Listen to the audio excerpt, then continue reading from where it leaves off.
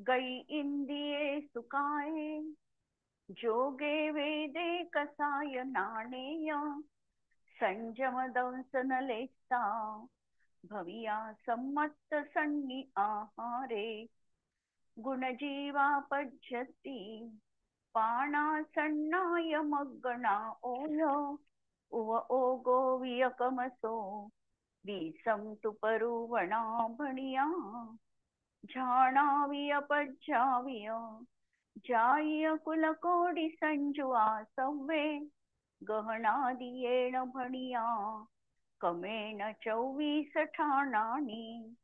अंतिम शासन नायक 1008 भगवान महावीर स्वामी की जय. द्वादशांग श्रुतदेवी की जय. स्वाध्याय कक्ष संपेपर्यंत आपल्या सर्वांना चतुर्विध आहाराचा त्याग असणार आहे. 24 ठाण चर्चा आपण बघतो आहे आणि आमचं प्रकरण सुरू आहे कषायांविषयीच. कषायांमध्ये आम्ही भय आणि जुगुप्सा कषायांची नो कषायामध्ये 24 ठाण अंतर्गत चर्चा बघतो आहे. काल आपण 24 ठाण याच्यामध्ये लावले की भय आणि जुगुप्सा ही बहुतांश सर्वच लोकांना पहिल्या गुणस्थानापासून 8व्या गुणस्थानापर्यंत हे कषाय विद्यमान असतातच असतात. नंतर इंद्रियाच्या बाबतीत पाहिलं तर आम्ही पहिलं गुणस्थान चतुर्गतीतील जीवांना हे पहिल्या गुणस्थानापासून आहे. याचा अर्थ याच्यामध्ये 5 इंद्रियवाले पण पूर्णच्या पूर्ण जीव येतात संसारी अवस्थेमधले 8व्या गुणस्थानापर्यंतचे.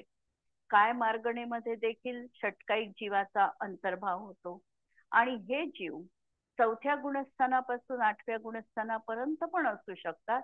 यामुळे यांना साहीही प्रकारचं सम्यक्त्व संभवनीय आहे.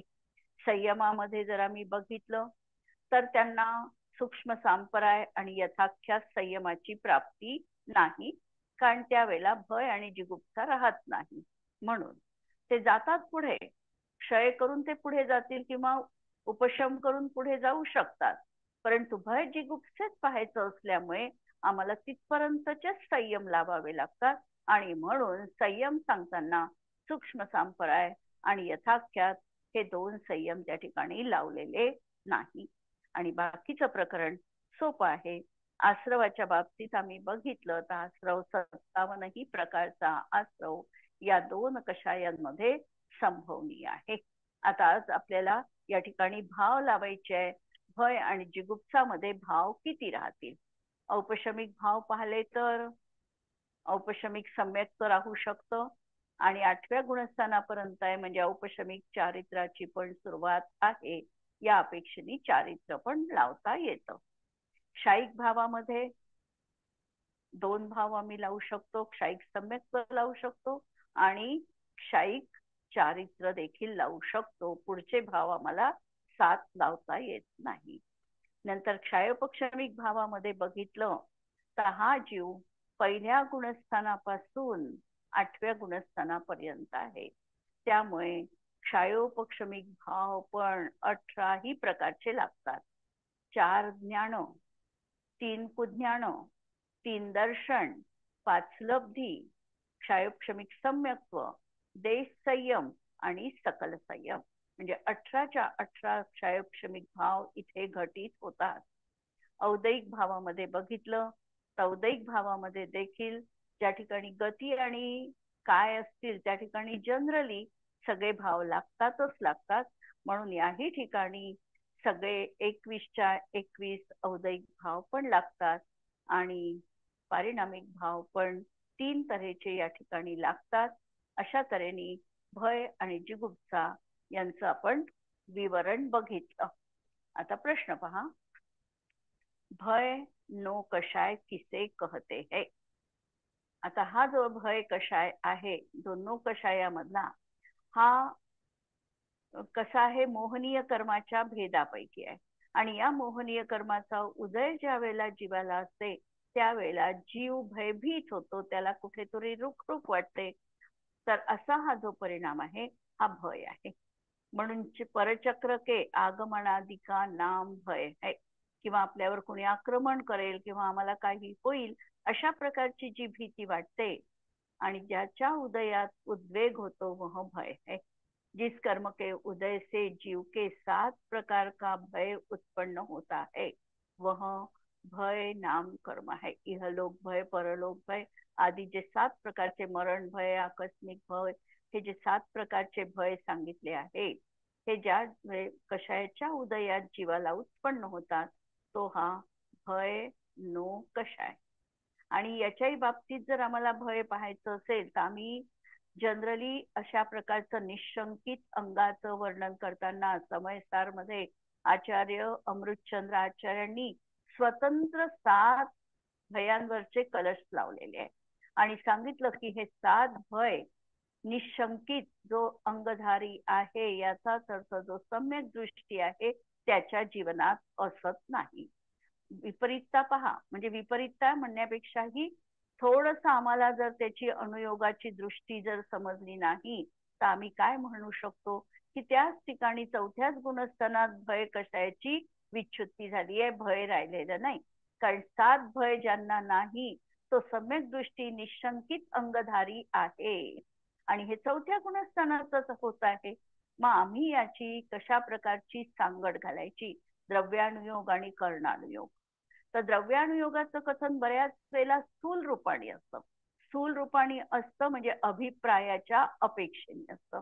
त्या ठिकाणी चारित्र मोहनीयाच्या अपेक्षेला गौण करून दर्शन मोहनीयाच्या प्रधानतेने आम्हाला असं कथन दिसते समयसारादी ग्रंथांमध्ये, अध्यात्म ग्रंथामध्ये, की तो 7 भयांनी रहित आहे. आणि जर कर्णानुयोगाचं विश्लेषण आम्ही बघितलं तर कर्णानुयोग म्हणणार आहे की 8व्या गुणस्थानापर्यंत जोपर्यंत भय संज्ञा आहे, भय कषायाचा उदय आहे, तोपर्यंत भीती, भीती म्हणजे व्यक्त नसेलही, अव्यक्त, पण तो उदय आहे, त्या उदयाच्या अनुषंगाने तो भाव तिथे विद्यमान आहे. अशा प्रकारची ही व्युत्पत्ती लावायची. किंवा आम्ही अनंतानुबंधी जनित भीती तर 4थ्यात गेली असंही तिथे अपेक्षेने कथन सांगू शकतो. म्हणजे जे आम्हाला मरण भय, आता मरणाची भीती एखाद्या संयमीला वाटणार नाही का? 5व्या गुणस्थानवरती जीवाला वाटणार नाही का? वाटेल त्यालाही, पण त्याची ती भीती अप्रत्याख्यान जनित कषायाची असते. त्याला हे माहिती आहे की शरीर आणि आत्मा म्हणजे एक नाही, शरीराचा वियोग होणारच आहे, शरीर रोगधर्म आहे, वियोग धर्म आहे, हे तो अभिप्रायामध्ये जाणून आहे. श्रद्धा त्याची तशीच आहे. परंतु अप्रत्याख्यानाच्या उदयामध्ये असा काही अनुरागही त्याच्या जीवनात व्यक्त दिसतो की अजून शरीरावरची प्रीती संपली नाही. अभिप्राय काय आहे की शरीर मी नाही, आणि तरी देखील शरीरावरचं प्रेम जे आहे ते त्याच्या जीवनात आहे. पण हा चारित्र मोहनीयाचा परिणाम आहे, दर्शन मोहनीयाचा हा परिणाम नाही, हे समजायचंय. असं 7व्या म्हणजे सगळ्या 7व्या गुणस्थानात, 6व्या गुणस्थानात, 7व्या गुणस्थानात हीच उपपत्ती लावायची आहे. आणि म्हणून आम्ही कर्णानुयोगाची आणि द्रव्यानुयोगाची तुलना करून योग्य रीतीने निर्णय घेऊ शकतो. आणि एकाच अनुयोगाला आम्ही एकांताने मांडलं आणि दुसऱ्याचं निराकरण केलं तर आमच्या मान्यतेत आणि कथनात कुठेतरी चूक होऊ शकते. म्हणून संतुलन साधून आम्हाला दोन्ही लावायचं आहे. भय कषाय वाले में क्या लक्षण दिखते है? स्मशान, राजद्वार, अंधकार आदि 7 भय के स्थानों पर किसी साधारण से साधारण भय के कारण उपस्थित होते ही कोई प्राणी एकदम कांपने लगता है, उसकी बोली बंद हो जाती है और वह हकला हकला कर बोलने लगता है. यह सब भय नो कषाय का ही प्रभाव है. एखाद्याला, एखाद्याच्या मनामध्ये जर एखादं भीती भरवून दिली तर त्याला साध्या अंधारात जाण्याची देखील भीती वाटते, स्मशानात जाण्याची भीती वाटते, किंवा परराष्ट्रामध्ये जाण्याची भीती वाटते. अशा प्रकारच्या त्याच्या अंतरंगामध्ये ज्या भावना आहे आणि या भावना त्या प्रत्यक्ष क्षेत्रावर गेल्यानंतर आणखी त्या ठिकाणी आकुलित होतो तो, आणि अशा प्रकारे भय नौकशायाचा परिपाक बाह्यतः त्याच्या शरीरावर देखील दिसतो. जिगुप्सा नौकशाय किसे कहते हैं? जिसके उदय से अपने दोषों का संवरण और पर के दोषों का आविष्करण होता है, वह जुगुप्सा है। जिस कर्म के उदय से ग्लानी होती है उसकी जुगुप्सा संज्ञा है. ग्लानी वाटणं, दोषांना झाकून टाकणं आणि दोषांचं आविष्कारण, पराच्या दोषांचा आविष्कार करणं, अशा प्रकारे हे जिगुप्सा कर्माचं कार्य आहे. किंवा ग्लानी उत्पन्न होते, एखादी घृणित वस्तू बघितली, जसं शेंबूड आहे किंवा मलमूत्र आहे अशा प्रकारचे, किंवा रक्त आहे, पू आहे, अशा प्रकारच्या जर घृणित वस्तू पाहण्यात आल्या तर आम्हाला जी एक प्रकारची त्याविषयी घृणा वाटते ही आहे जिगुप्सा. यालाच जिगुप्सा कर्माचा उदय. आणि बाह्यतः ती वस्तू असती असणं असा हा निमित्त नैमित्तिक संबंध लावून त्या ठिकाणी त्याच्या निमित्ताने याच्या मनामध्ये घृणा निर्माण झाली असं आम्ही म्हणू शकतो. आणि कदाचित प्रत्यक्षामध्ये वस्तू नसताना सुद्धा, कदाचित आठवणीने सुद्धा एखाद्या वेळी आम्हाला जिगुप्सा कर्माचा तीव्र उदय आला तर अशा प्रकारची ग्लानी निर्माण होऊ शकते. जिगुप्सा नौकशाय वाले के क्या चिन्ह है? जो पुण्यहीन व्यक्ति पांचों इंद्रियों के परम प्रिय भोग और उपभोगों को प्राप्त करके भी उनसे घृणा करता है या ग्लानि अनुभव करता है, समझिए उसे जुगुप्सा नौकशाय ने जोरों से दबा रखा है. पाचही इंद्रियांच्या भोग आणि उपभोगाची साधनं त्याला प्राप्त झाली आहे आणि तिथे तो ग्लानी करतो आहे, तर त्याला तीव्र उदय आहे असं म्हणा. क्या ऐसे कोई भय जिगुप्सा वाले हैं जिनके सामायिक और छेदोपस्थापना संयम न हो? आहे का असे कोणी जीव की ज्यांना भय जिगुप्सा तर आहे पण सामायिक आणि छेदोपस्थापना हे संयम मात्र नाही? कोणते राहतील? 1 ते 5 गुण. आधीच्या गुणस्थान, आधीच्या गुणस्थानातले म्हणजे 1 ते 5 गुणस्थान वाले, जिथून सामायिक सुरू होते ते 6वं गुणस्थान. म्हणून 1 ते 5 गुणस्थान वाले जीव असे आहे की ज्यांना भय जिगुप्साचा उदय आहे, परंतु सामायिक आणि छेदोपस्थापना त्यांना असणार नाही. म्हणून पहिले गुणस्थान से 5वें गुणस्थान तक के भय जिगुप्सा वालों जीवों के सामायिक और छेदोपस्थापना संयम नहीं होता. परिहार विशुद्धि संयमी भय जिगुप्सा वालों के भी सामायिक छेदोपस्थापना संयम नहीं होता है. परिहार विशुद्धी संयमीला पण भय जिगुप्सा असताना सामायिक आणि कारण एका वेळी एकच चारित्र असते या अपेक्षेने, क्योंकि एक समय में एक ही संयम होता है. जर परिहार विशुद्धी त्यांना असेल तरी देखील सामायिक आणि छेदोपस्थापना राहणार नाही. याचं कारण एका वेळी एका जीवाला एकच संयम असतो आणि या अपेक्षेने या ठिकाणी पाहिलं. आणि सामान्य अपेक्षेने पाहिलं तर मात्र अशा प्रकारे परिहार विशुद्धी आहे, म्हणून सामायिक छेदोपस्थापना नाही असं म्हणता येत नाही. सामान्य अपेक्षेने, नाना जीवांच्या अपेक्षेने तिन्ही संयम एका वेळी असू शकतात. सामायिकाचं 6वं गुणस्थान म्हणायचं की 7वं? सामायिकात दोन्ही लावतात. सामायिक आणि छेदोपस्थापनेसाठी दोन्ही गुणस्थानं लावली आहे कॉमन मध्ये. एकदम 7वं पण नाही लावलं आणि 6वं पण नाही लावलं. दोन्ही गुणस्थानात सामायिक छेदोपस्थापना सांगितली आहे.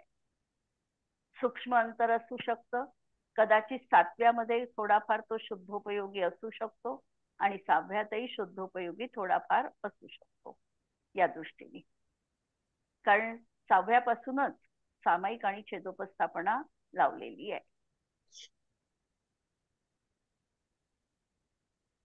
भय नौकशाय के 6व्या गुणस्थानात शुद्धोपयोग कोणत्या अपेक्षेने लावला?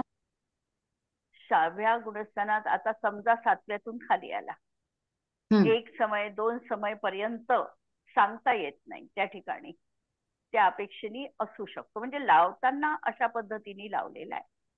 म्हणजे असं त्याचं निराकरण केलं नाही किंवा समर्थन करण्यासारखं काहीही वाचलं नाही की या 6व्याचं सामायिक आहे आणि नाही 7व्यातच सामायिक आहे आणि 6व्यातच शुभोपयोग आहे, असं काही एकदम पर्टिक्युलर नाही आहे वाचण्यात. पण आपण लावताना सामायिक आणि हम्म. छेदोपस्थापना 6 ते 9 पर्यंत लावतो की नाही? हा 6 म्हणूनच हा. तेच म्हटलं मी की लावताना 6 ते 9 अशीच गुणस्थानं त्या ठिकाणी आणि लावल्या जातात. परिहार विशुद्धी मात्र 6वा 7वाच लावू. हा परिहार विशुद्धी 6व्या 7व्यातच लावली जाते. म्हणून त्याच्यामधलं जे सूक्ष्म काही अंतर आहे अभेद सामायिकाचं किंवा सामायिकाचं हे एकदम आयडेंटिफाय होत नसेल त्या अपेक्षेने अशी काही अपेक्षा त्यामध्ये क्लिअर काही सांगितल्या गेली नाही किंवा माझ्या तरी वाचण्यात नाही. त्यामुळे सामायिक छेदोपस्थापना 6व्यापासूनच लावली आहे. दोन्ही गुणस्थानात सामायिक लावलंय आणि दोन्ही याच्यात छेदोपस्थापना पण सांगितली आहे. आणि ज्याला आपण छेदोपस्थापना म्हणजे चारित्र्य भ्रष्टता म्हणतो तो प्रकार नाही आहे इथे छेदोपस्थापनेत. छेदोपस्थापनेमध्ये फक्त काय आहे अभेदातून भेदात आणि भेदातून अभेदात आणि असाच हे प्रकार आहे इथे. परिहार विशुद्धी 7व्यामध्ये कसं लावलं आपण? 7व्यामध्ये कसं लावतो? 7व्यामध्ये पण 6व्या 7वंच म्हटलं गेलं. कधी ते आता चालतानाही विहार करतानाही एका क्षणी त्यांचा विचार म्हणजे थांबला असेल विहार अंतर्मुहूर्तात तर अंतर्मुहूर्तातही ते आपल्या शुद्धोपयोगात जातील ना. अच्छा. आणि तिथे त्यांचं चारित्र्य कायम आहे परिहार विशुद्धी. म्हणूनच म्हटलं त्याच्यामध्ये असं सूक्ष्म अंतर हे तर केवळ ज्ञान गम्य असावं किंवा आगमात कुठेही त्याचा उल्लेख नाही. असेल तर मला ज्ञात नाही. म्हणून परिहार विशुद्धी लावताना 6वं 7वं लावलंय. सामायिक छेदोपस्थापनेमध्ये 6 पासून 9 9 पर्यंत. पर्यंत लावलेले आहे. हे असेच गुणस्थानं लावलेले आहे. आता मग छेदोपस्थापना म्हटलं तर आता 9व्यापर्यंत लावूच शकत नाही आपण छेदोपस्थापना. मग ते एकदम सामायिक अभेद लावावं लागतं कारण आता पूर्ण आत्मलीन आहे ते. पण तरीही तिथेही छेदोपस्थापना लावलेली आहे. म्हणून एकदम नाही आपण त्याबद्दल आत्मलीन एक काही अंतर्मुहूर्तच राहत असतील ना. आत्मलीनता एक अंतर्मुहूर्त पर्यंत असेल तर मग नंतर पण छेदोपस्थापनाच राहत. अंतर्मुहूर्तातच हे सगळं कार्य होते ना. हम्म. 7व्यापासून 11पर्यंत जाण्याचं कार्य अंतर्मुहूर्तातच संपन्न होते.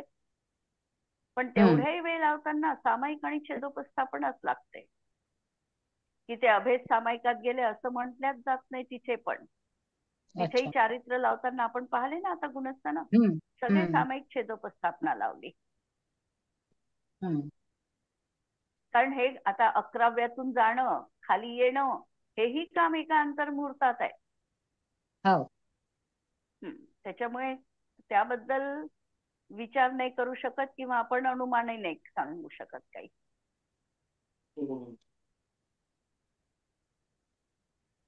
म्हणून परिहार विशुद्धी संयमीला. आता पुढचा प्रश्न आहे भय नौकशाय के उदय वाले चक्षु दर्शनी जीवों के कितने जीव समास होते हैं.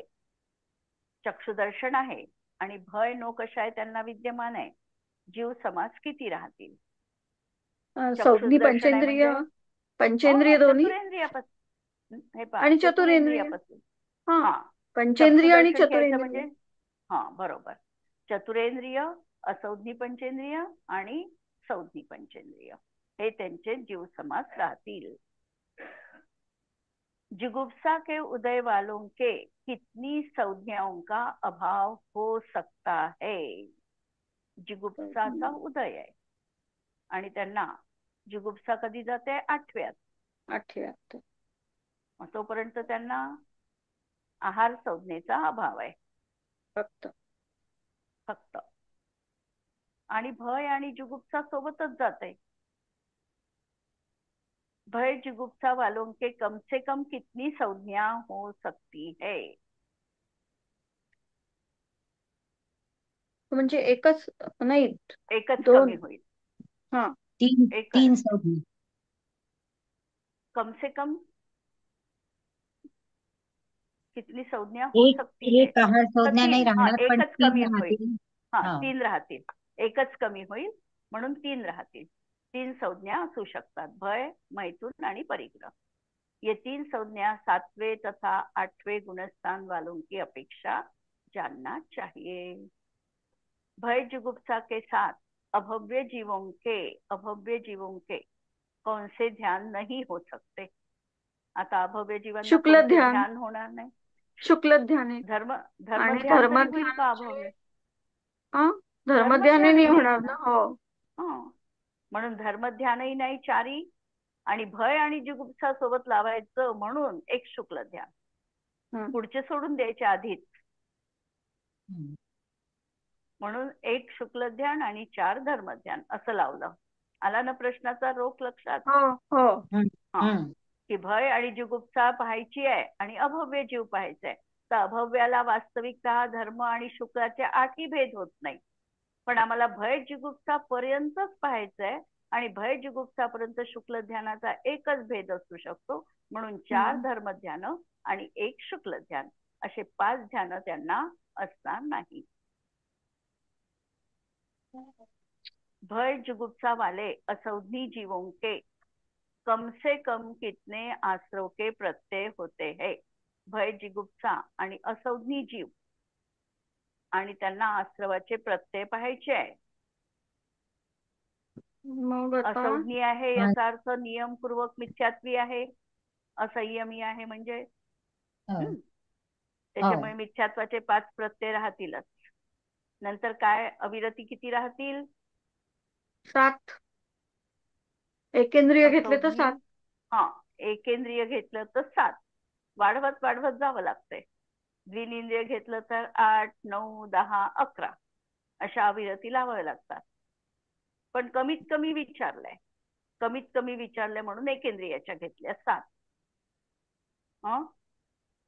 कमीत कमी आश्रवाचे प्रत्यय पाहायचे म्हणून एक इंद्रिय वाल्याच्या 7 अविरती घेतल्या. नंतर कषायामध्ये 23 कषाय, 2 वेद काढून, आणि योगामध्ये एक योग, एकच योग. कोणता? औदारिक काय योग, कारण कमीत कमी पाहायचे आहे म्हणून. अथवा 7 अविरती, 23 कषाय आणि 1 योग.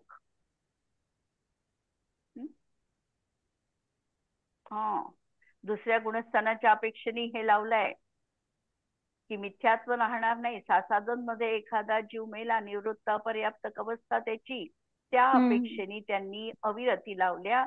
त्यावेळेला 7 अविरती, 23 कषाय आणि 1 योग असे 31च आश्रवाचे प्रत्यय लावले मिथ्यात्व काढून. आलाय मिथ्यात्व काढून. कारण तो जीव समजा सासादन मध्ये त्याचं मरण झालं, सासादन मध्ये मरण झाल्यानंतर तो असौधी बनू शकतो. एकेंद्रिय, द्विनेंद्रिय, तीनेंद्रिय, पण हे पर्याप्त असताना नाही होणार ना. काय तो पर्याप्तकाचं विचारलंच नाही ना. भय आणि जुगुप्सा आणि असौधी जीवांना विचारलं. कारण हे जे प्रत्यय, कारण सासादन मध्ये आहे तर तो निवृत्त अपर्याप्तक अवस्थेतच असेल तेव्हा तो. हो ना. मग तरी पण आश्रव तर सुरू आहे त्याला. आश्रव बंद झाला का? तो कर्माण काय योगातही असेल तरी त्याला आश्रव आहे ना. कर्माण काय योग अनाहरक अवस्था असतानाही त्याला आश्रवाचे प्रत्यय विद्यमान आहे की नाही? आहे. मग योग बदलेल, योग लावताना मग कर्माण काय योग. बस. म्हणून अविरती लावाव्या लागतात. 7 मिथ्यात्व काढलं दुसरं गुणस्थान असल्यामुळे, 23 कषाय आणि 1 योग. आणि जो आचार्य एकेंद्रिय जीवों के दूसरा गुणस्थान मानते हैं, उनकी अपेक्षा आश्रव के 31 प्रत्यय बन जाते हैं. ये आश्रव के प्रत्यय पर्याप्तक अवस्था में नहीं होंगे, क्योंकि पर्याप्त होने के पहले ही दूसरा गुणस्थान छूट जाएगा. विशेषता आली आहे लक्षात? विशेष खुलासा आहे की ही कधी बनेल अवस्था? एक तर कर्माण काय योगामध्ये बनू शकेल, किंवा त्याची निवृत्त अपर्याप्तक अवस्थेत ही अवस्था राहील. जर तो पर्याप्तक झाला तर पर्याप्तक झाल्यानंतर तो नियमाने मिथ्यात्व गुणस्थानात येतोच. आणि म्हणून ही जी त्यांनी 31 योग आश्रवाच्या प्रत्ययाची व्यवस्था सांगितलेली आहे ती कोणत्या अपेक्षेने सांगितली? निवृत्त अपर्याप्तक अपेक्षेने, की त्याचा आता जन्म होतो आहे या अपेक्षेने ही विवक्षा पाहायची आहे. क्लिअर झालं हे? पण उत्तर काय आहे मग? उत्तर हेच आहे का मग? ते आधीच नाही आहे का? पहिल्या गुणस्थानाचं कोणतं? नाहीये. पहिल्या पहिल्या गुणस्थानात गुणस्थानाचंही आलं ना, ते पण आलं आहे, ना, ते पण ते ते पण पण आहे आहे. का? हा, पहिल्या गुणस्थानाच्या अपेक्षेने त्यांनी लावलेच आहे 36. आणि हे दुसरं उत्तर सांगितलं की दुसऱ्या गुणस्थानात 5 मिथ्यात्व काढून असे 31 प्रत्यय बनू शकतात. दोन्ही उत्तरं दिलेले आहे. फक्त विशेष दिलं की पर्याप्तक अवस्थेत दुसऱ्या गुणस्थानात हे शक्य होत नाही, नाही. कारण नाही, त्यावेळेला तो जीव मिथ्यात्वी झालेला असतो. नंतर 24 स्थानों में से किस स्थान के सभी उत्तर भेद भय जुगुप्सा में पाए जाते हैं. 24 स्थानांमधले सगळे उत्तर भेद म्हणजे किती स्थानांमध्ये राहील. गतीमध्ये सगळे उत्तर भेद आहे, आपण आत्ता लावलं. इंद्रियात आहे, कायात आहे, योग आहे, वेद आहे, कषाय आहे. कशात नाही आहे सगळे प्रत्यय, सगळे कशात नाही आहे. तर ज्ञानाचे नाही आहे सगळे. सम्यक्त्व. नंतर दर्शनाचे नाही, सम्यक्त्वच आहे ना, संयम. सम्यक्त्वच आहे. संयमात नाही, संयमात नाही, ज्ञानात नाही, नंतर दर्शन मध्ये नाही, गुणस्थानात नाही, गुणस्थान आहे. आणि बाकीच्या सगळ्या ठिकाणी सगळे प्रत्यय त्यांचे लागतात. योगामध्येही सगळे आहे, सगळे आहे बाकी ठिकाणी. म्हणून एवढे किती 18 मध्ये सगळे लागले. 19, 20, 21 किती गेले? 24 मधून 6 मध्ये लागत नाही. तर ते 6 कोणते आहे?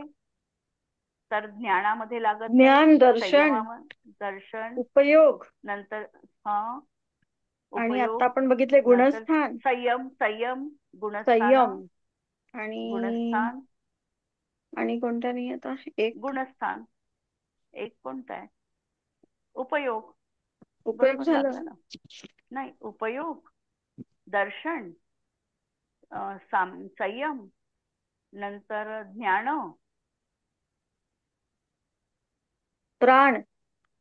नाही, प्राणामध्ये पण आहे, प्राणही आहे, लेशा आहे, ज्ञान, कषाय, संज्ञा आहे, ध्यान राहिलं एक, ध्यानात नाही लागले. तर असे 6 निघाले बाजूला. शेवटचा प्रश्न, क्या ऐसे कोई जीव है जिनके भय जुगुप्सा संबंधी आश्रव के प्रत्यय नहीं होते हैं? असे कोणी जीव आहे का? 8व्या गुणस्थानानंतरचे जीव सगळे. 8व्या गुणस्थानात भय जुगुप्सा जाते. अजून 8वें गुणस्थान के आगे तो भय जुगुप्सा संबंधी आश्रव के प्रत्यय ही नहीं है, तथा जिन जीवों के भय जुगुप्सा का उदय नहीं होता तो उनके भी भय जुगुप्सा नो कषाय के आश्रव के प्रत्यय नहीं बनते. आपण पाहिलं ना काल, हे उत्तर आहे याच्यात. आणि आपण पाहिलं ना, मोहनीयाचे एका समयात एका जीवाला किती उदय प्रकृती असतात? मोहनीयाच्या एकूण प्रकृती किती आहे? 28 प्रकृती आहे. 28 प्रकृती मधल्या दर्शन मोहनीयाच्या 3 समजा, किंवा दर्शन मोहनीयाच्या पण लावून जर लावले आपण, तर एका वेळी एका जीवाला या 28 प्रकृतींपैकी किती प्रकृतींचा उदय असू शकतो? एक वेद, वेदाचा एकच राहील. वेदाचा एक आणि हास्यरतीचे 2. एक वेदाचा एक राहील, नंतर रतिशोक मधला, रती आणि हास्य मधला एक राहील, एक जोडी राहणार नाही. नंतर 16 कषायांमधला 4चाच उदय राहील. अच्छा. क्रोधाचा राहील तर 4ही क्रोध राहील, मान राहील तर मानच राहील, है ना. म्हणजे 16 कषायांचा ऍट ए टाइम एका जीवाला उदय नाही, एका जीवाला 4चा उदय राहील. बरोबर. नंतर मिथ्यात्वाचा उदय राहिला तर सम्यक मिथ्यात्वाचा नाही, म्हणजे दर्शन मोहनीयाच्या एकाच प्रकृतीचा उदय राहील. म्हणून तो जीव 8, 9 किंवा 10 अशा प्रकृती उदयवाला असतो. गणिताला लक्षात, म्हणून ते कूट पाहिलं आपण दर्शन मोहनीयाचं. एका वेळी एका जीवाला किती कर्म प्रकृतींचा उदय असू शकतो, हा जेव्हा आम्ही मोहनीयाच्या अपेक्षेने विचार करतो त्यावेळेला पहिल्यांदा एक आकडा दिला त्यांनी, शून्य. शून्य आकडा असा दिला की त्यांना भय आणि जुगुप्सा राहणार नाही. काही जीव असे असतील की ज्यांना दोन्ही राहणार नाही. दुसरा आकडा दिला त्यांनी एक एकचा.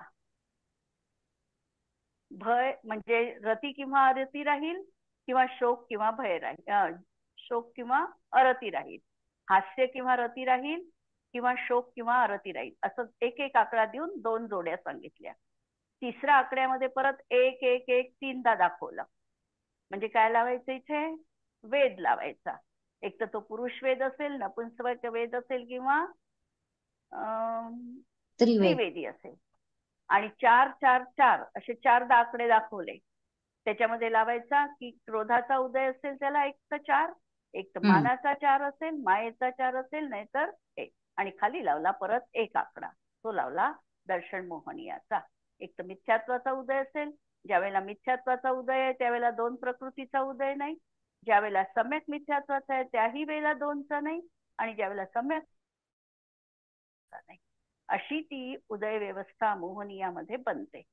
आणि वरचा आकडा जो शून्यचा लावला तिथे कदाचित एकही राहू शकतो, कदाचित 2 पण राहू शकतात. म्हणजे तिथे कदाचित एकट्या भयाचा पण उदय असू शकतो, किंवा जुगुप्साचा पण एकटा उदय असू शकतो, किंवा भय आणि जुगुप्सा दोहोंचाही उदय असू शकतो. म्हणून 8, 9 आणि 10 प्रकृतीवाला जीव असा हा मोहनीयाच्या उदयामध्ये आहे. आलाय लक्षात हे? थोडं बारीक सांगितलं या ठिकाणी, पण मला वाटतं क्लिअर झालं असावं. जिथे शून्य सांगितलंय तिथे कसं काय येईल? म्हणजे नाही, तिथे शून्य म्हणजे भय आणि जुगुप्सा दोन्ही नाही, हा अर्थ घ्यायचा आहे. शून्य आकडा जो दिला की नाही तिथे भय आणि जुगुप्सा नाही. नाही, ते 2दा शून्य नाही, एकचदा टाकलं. म्हणजे ती जोडी आहे ना, म्हणून ती एकदा टाकली. त्या कुटाचा फोटो काढून मग ते लक्षात येते. ते कुटाचा फोटो काढून व्हॉट्सअपवर पाठवेल, म्हणजे मग लक्षात येईल. लब्धिसर मध्ये नाही, हो का? बरं, बघता येईल. त्याच्यामध्ये फोटो आहे. मोहनीयाचे उदयकूट म्हणून दिले आहे त्यांनी, आणि त्याच्यामध्ये तो फोटो टाकलेला आहे. तर त्याच्यामध्ये असे आकडे दिले आहेत त्यांनी, मग ते आकडे तसे लावायचे आहे. आणि अशा तऱ्हेने तो जीव अशा प्रकारे तेवढ्या प्रकृतीचा उदीयमान असतो. याच्यापेक्षा जास्त प्रकृती मोहनीयाच्या या आता नाही राहत. मग पुढे काय होईल? 4 4 मधला 3 3 लावावं लागतं. मग अनंतानुबंधी गेले की नाही, म्हणून 3 3दा असते. वेद कायमच राहतो. रती अरती हे पण, रती अरती किंवा शोक आणि अरती हे पण कायम राहते. आणि मिथ्यात्व गेलं म्हणून मिथ्यात्वात 0 टाकावं लागतं. मग तो सम्यक प्रकृतीवाला असेल तर परत प्रकृतीची 1 टाकावी लागेल, आणि तो उपशमवाला असेल तर त्याला 0 टाकावं लागतं. म्हणजे असे हे वेगवेगळे असं त्यांनी ते उदयाचं सगळं प्रकरण आहे की किती राहतील उदय मोहनीयाच्या एका वेळी एका जीवाला. त्याच्यामध्ये त्यांनी क्लिअर दिलं की भय आणि जुगुप्सा याचा उदय नसणारे पण जीव असू शकतात, किंवा एकाचा उदय असणारे पण आहे. भयाचा असेल, काहींना जुगुप्साचा असेल, आणि काहींना दोहोंचाही असेल, असे असू शकतात. म्हणून हा या ठिकाणी भय आणि जुगुप्सा कशायाचा उदय आणि नसेल उदय तर त्या उदयाच्या संबंधात त्याला आश्रवाचा प्रत्यय नाही, असं आपण म्हणू शकतो. ठीक आहे, क्लिअर? उद्याला हे नंतरचं कोष्टक उद्या पाहू.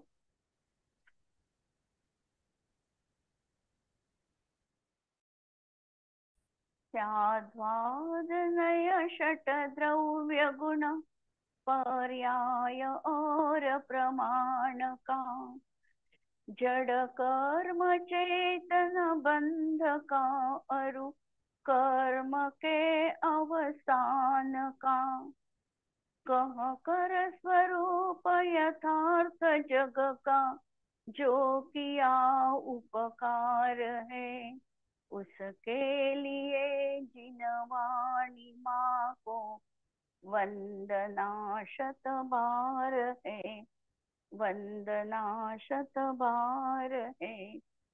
नमो अरिहंताणं नमो सिद्धाणं नमो आयर्याणं नमो उज्जायाणं नमो लोये सव्वसाहुणं.